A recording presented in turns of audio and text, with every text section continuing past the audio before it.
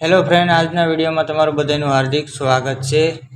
તો ફ્રેન્ડ, આજ આપણે શીખીશું કે ફોટોશોપની અંદર આપણે ગુજરાતી ટાઇટલ કઈ રીતે બનાવે, બરોબર। તો પાણી ભરતા જોયો સાહેબો, આવી રૂડી આંબલીની ડાળ, મારી આંખે ઉજાગરા, ભવ્ય રાસ ગરબા। તો આવા ટાઇટલ આપણે ફોટોશોપની અંદર કઈ રીતે બનાવાય એ હું આજે તમને સમજાવવાનો છું, શીખવાડવાનો છું, બરોબર। તો વિડીયોની અંદર બન્યા રહેજો તો તમને ધ્યાનપૂર્વક બધું વ્યવસ્થિત સમજાઈ જાય, બરોબર। ફોટોશોપની અંદર ટાઇટલ કઈ રીતે બનાવવું, એની અંદર ઇફેક્ટ કઈ રીતે એડ કરવા, એ પણ આજના વિડીયોમાં તમને પ્રોપર માહિતી આપી દેવાનો છું। પહેલાં તો પ્રથમ ફોટોશોપની અંદર પોસ્ટર ડિઝાઇન કરી, પોસ્ટર ડિઝાઇનનું મેઇન વસ્તુ હોય છે ટાઇટલ। તો આપણે ટાઇટલ પહેલાં પ્રોફેશનલ ટાઇટલ કઈ રીતે બનાવાય ને એ આજના વિડીયોની અંદર તમને બધું સમજાવી દેવાનો છું। જો તમે આ વિડીયો પૂરો જોશો એટલે તમને એકદમ પ્રોફેશનલ તરીકે ટાઇટલ બનાવતા પણ આવડી જશે, બરોબર। તો આપણે ઝાઝો સમય નથી લેવો આજનો આ વિડીયોની અંદર, તમે પહેલાં પ્રથમ ટાઇટલ બનાવતા શીખી જાઓ, બરોબર। તો આને પહેલાં આપણે ડિલીટ મારી દઈશું, કઈ રીતે આપણે ટાઇટલ બનાવવાનું છે એ, બરોબર। આ ડિલીટ માર્યા બાદ આવડું આજ આપણે ટાઇટલ બનાવી, મારી આંખે ઉજાગરા, બરોબર।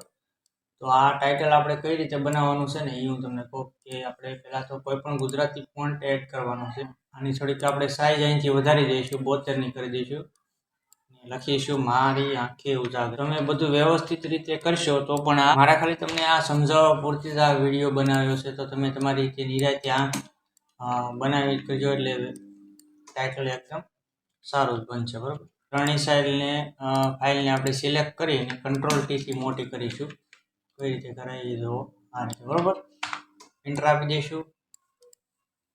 એન્ટર આપ્યા બાદ આને આપણે સાઈઝને નાની કરી દેવાનું, આંખે ઉજાગરા છે, મારી આંખે ઉજાગરા, ઓકે, ડન। આની અંદર આપણે કોલોગ્રાફી કઈ રીતે એડ કરાય એ પણ હું તમને શીખવાડીશ। તો આને ડુપ્લિકેટ કોપી કરીને અને રીટાઇટલમાં આપી દેવાનું છે ને આપણે આનો એક્સ કરી દેવાનું છે। પહેલાં તો સર્વપ્રથમ આને ડુપ્લિકેટ કંટ્રોલ જેથી ડુપ્લિકેટ કોપી કરીશું, બંનેને સિલેક્ટ કરીશું।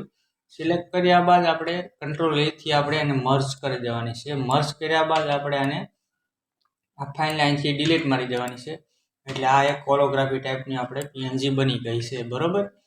તો આને આપણે થોડીક ઉપર લઈ લઈશું આ ટાઈપે, અને આને આપણે થોડીક પણ બીજી લગાડી દઈશું, બરોબર। તો અહીંયા આપણે એક કોઈ પણ કોલોગ્રાફી એડ કરવાની છે, તો કોલોગ્રાફી ક્યાં લેવા દઈશું, આપણે કરી દેવાની છે આ રીતે, અને કંટ્રોલ ટીથી મોટી કરીને આ રીતે આપણે એડ કરવાની છે, બરોબર। વ્યવસ્થિત રીતે તમે કરજો, હું તો તમને ખાલી દેખાડવા પૂરતી જ આ ફટાફટ કરું છું, બરોબર। તો આને આપણે બધી ફાઇલોને મર્જ કરી દેવાનું છે, કંટ્રોલ ટીથી મોટું આ રીતે ફાઇલને બધી સિલેક્ટ કરીને કંટ્રોલ એ આપી દઈશું। કંટ્રોલ એ આપ્યા બાદ આપણે વધારાનો જે ભાગ વધ્યો છે ને એને આપણે ડિલીટ મારવાનો છે। કઈ રીતે ડિલીટ મરાય, તો ડબલ્યુ દબાવીશું એટલે આ ફાઇલ સિલેક્ટ કરીને કંટ્રોલ એક્સ આપી દઈશું। કંટ્રોલ એક્સ કર્યા બાદ આપણે હવે આને આ એક આપણી કોલોગ્રાફી ફોન્ટ તૈયાર થઈ ગયેલી છે, બરોબર। તો આને આપણે કોઈ પણ કલર ઓવરલીમાં જઈને કલર ચેન્જ કરી દઈશું, ઓકે કર્યા બાદ હવે આને આપણે પણ સેમ ટુ સેમ જે આપણે ઓલી લેયરને આપણે ડબલ એક્સ કર્યા બાદ હવે આને આપણે કંટ્રોલ જેથી આપણે આને ડુપ્લિકેટ કોપીને કંટ્રોલ ઈથી આપણે મર્જ કરી દઈશું। મર્જ કર્યા બાદ ઉપલો ભાગ છે અને આપણે કટિંગ કરી નાખવાનો છે। એમ ટૂલથી આપણે કટિંગ કર્યા બાદ આને ડિલીટનું ઓપ્શન આપી દઈશું, પછી આપણે આને પણ એડ કરી દેવાની છે આ રીતે, બરોબર। આ રીતે નિરાંતે તમારી રીતે વ્યવસ્થિત કરજો એટલે ફોન્ટ એકદમ પ્રોફેશનલ તરીકે લાગશે, બરોબર। અને આ રીતે એડ કર્યા બાદ અને એટલું રહેવા દઈશું। આ ત્રણેય ફાઇલને સિલેક્ટ કરીને કંટ્રોલ ઈ આપી દઈશું, એટલે આ ફાઇલ પણ એકદમ કમ્પ્લીટ થઈ ગયેલી છે। હવે આને પણ આપણે કલર બ્લેન્ડિંગ મોડમાંથી જઈને કલર ઓવરલીમાં જવાનું છે। ઓવરલીમાં જ્યાં બાદ ઓકે પે ક્લિક કરી દઈશું। ઓકે પે ક્લિક કર્યા બાદ આપણે આ રીતે સેટ કરી દઈશું, બરોબર। સેટ કરીને આપણે પાછી એક કોલોગ્રાફી એડ કરવાની છે। Control A, control C, control W, control વીથી પેસ્ટ કરી દેવાની, કંટ્રોલ ટીથી આપણે આને પણ સેટ કરવાની છે।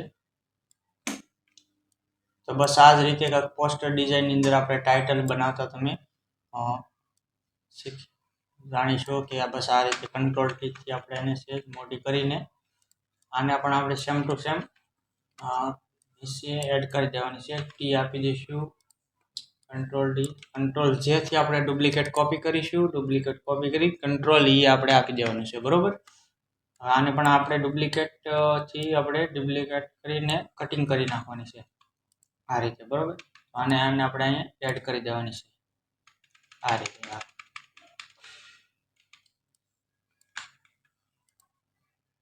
આ રીતે એડ કર્યા બાદ આ બંનેને આપણે મર્જ ફાઇલ કરવાનું. મર્જ ફાઇલ કેમ કરે એ તમને શીખવાડું. બંને સિલેક્ટ કરીને કંટ્રોલ ઈ આપી દેવાનો છે.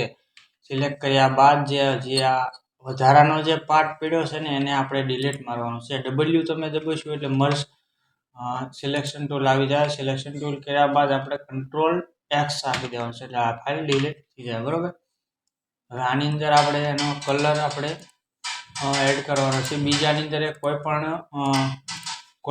કોલોગ્રાફી આપણે અંદર એડ કરવાની છે. તો કોલોગ્રાફી આપણે ક્યાંથી ગોતીશું? આપણે ગમે આ લઈને આપી દેવાનું છે. Control A, control C, control W, control વીથી પેસ્ટ મારી દઈશું અને આપણે આને કંટ્રોલ ટીથી મોટી કરીશું, બરોબર. આ રીતે આપણે આપણી કોલોગ્રાફી એકદમ આ રીતે કર્યા બાદ બંનેને ત્રણેયને સિલેક્ટ કરવાની છે આપણે ફાઇલોને. કંટ્રોલ ટીથી આપણે નાની કરીને ત્રણેય ફાઇલોને આપણે સિલેક્ટ કરવાની છે. કઈ રીતે? અહીંથી આપણે દબાવીને અહીં સુધી, બરોબર.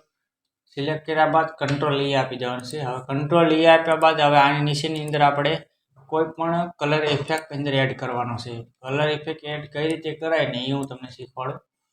આપણે કોઈ પણ ડબલ ક્લિક કરવાનું લેયરમાંથી જઈને લેયરમાંથી ગયા બાદ પહેલાં સર્વપ્રથમ ડ્રોપ શેડો આપી દેવાનો છે. ડ્રોપ શેડો આપ્યો, હવે રીસેટ કલરને આપી દેવાનો છે. રીસેટ કલર આપ્યા બાદ આને ઓપેસિટી આપણે 50, 55, 60 જેટલી કરીને અહીંથી એને સાઇઝ આપણે વધારી દઈશું, બરોબર. સાઇઝ વધાર્યા બાદ આપણે આને થોડુંક ઇન્સેન્ટ વધારી દઈશું. હવે આની અંદર આપણે લેવલ ઇમ્બોસની અંદર જવાનું છે અને ઇમ્બોસ આપ્યા બાદ આને આપણે આ રીતે સેટિંગ કરવાનું છે. સેટિંગ કર્યા બાદ અહીંથી તમને જે સારું લાગે એ તમે આની અંદર એડ કરી દઈશો, બરાબર. આમ ઓલરેડી તો આપણે આ ટાઇટલ કમ્પ્લીટ થઈ જ ગયું છે. થોડોક ડ્રોપ શેડો વધારે છે, બસ બીજું કાંઈ એમાં વધારે છે નહીં. અને આપણે થોડુંક આ રીતે કરી નાખશું એટલે 3D ટાઈપ લાગે, બરાબર. બસ આપણું બસ આ રીતનું પોસ્ટર ડિઝાઇનની અંદર ટાઇટલ આપણે કમ્પ્લીટ તૈયાર થઈ ગયેલું છે.